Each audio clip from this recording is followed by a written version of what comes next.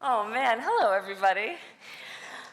So as Ethan said earlier, that he said to Mr. Redford himself, he had to collect himself. I feel as though I have to collect myself too tonight because it's just been an extraordinary evening, and I don't know if I can blame it on the altitude, but I feel emotional, and I have since I arrived on the mountain.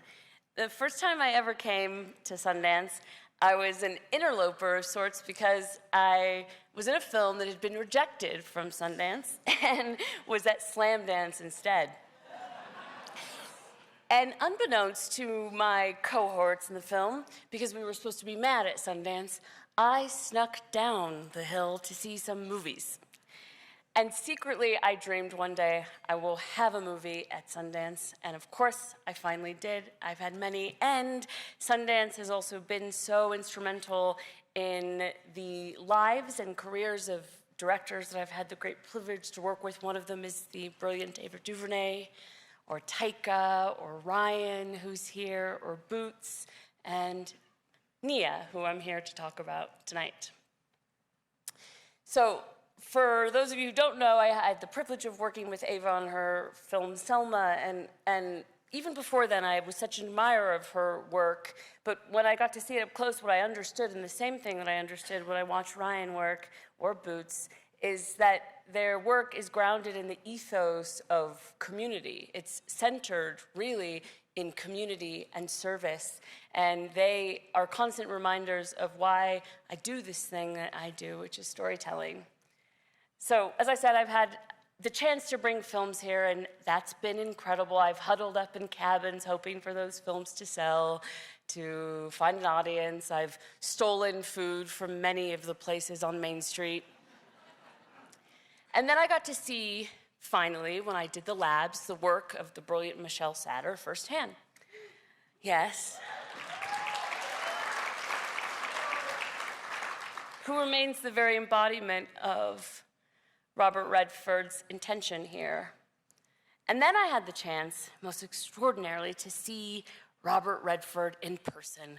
I'll never forget, he arrived on a motorcycle, wearing a leather jacket, and then we stood in a circle, all of us, lab mates now, much like one you saw in a video, and for 3 hours we were blessed, this time that we were going to spend together, as something that was sacred.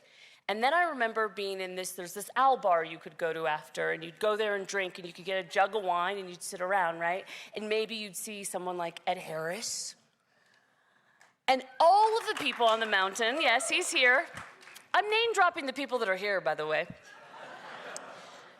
And then all of the people would flock to Redford's table, and they would try to gush at him, and he had this really disarming way of always turning the conversation back to the person in question and creating this spirit of real community, which is to say, you're not here for me, you're here for the collective. It was also that time on this mountain that I got to meet Nia DaCosta, who remains one of the most transformative relationships of my life and certainly of my career. We were here to workshop Nia's first film, Little Woods. And it has been, which by the way, was rejected from Sundance, but that's another story. It's been one of the great pleasures of the last decade, not just to work alongside her, but to call her a dear friend. From the first moment I met Nia, I understood that she was a real singular voice of her generation. Her ability to navigate the extraordinary highs and lows of the human condition across genre spaces, to infuse her work with honesty, with humor, with irony, with poetry, and with beauty is a sight to behold. And it makes sense because of the way she lives. So she flew from London, she arrived last night, and she insisted we go and see a midnight movie. She has this ferocious appetite to be in conversation with story. And so at midnight, both of us struggling, one martini in or two, caffeinated, we watched a stuffed animal turned serial killer, and we laughed our guts out. We both got to bed probably at 3 a.m., like you do when you see a midnight movie, and then we woke this morning to see a movie at noon, and we watched, over the course of 10 years, a filmmaker meet the oldest person in the world and then say goodbye to them. She holds the balance of all of these things that happen to us inside of being human, and to exist in one of her frames is to be invited to bring everything that you are and also everything that you wish you could be to an audience. So I want to thank you, Nia, for having me and for giving all of us your bold work. All of us are a part of a community of filmmakers, of independent storytellers who have been supported by the Sundance Institute, and I want to thank you. The community is strong and precious, and it grows larger as I look out across this room at all the terrific people who have been here to believe in the promise of the Sundance Institute and its mission.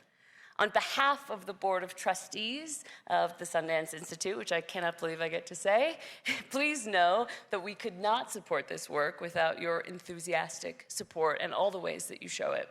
There's an even larger community that comprises the Sundance Institute, and the Vanguard Awards exemplify a vital segment of that special community. The Vanguard Awards are funded through the vision of Acura. Acura, thank you so much, has been a presenting sponsor of the Sundance Film Festival for 16 years, and it cannot be overstated how much that kind of sustained commitment to what we do here creates real impact, especially at a time when we all know the ability to do it is constricting.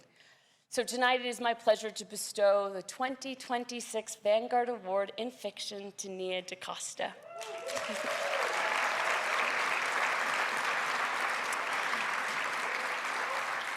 Nia wrote and directed and produced Hedda, which was released this fall. Previously, she co-wrote The Marvels, Candyman, Little Woods, which was her debut feature, and it was in the labs, as I said. Her film, 20 years later, The Bone Temple, has just been released. It's sensational. Please join me in watching some of her work.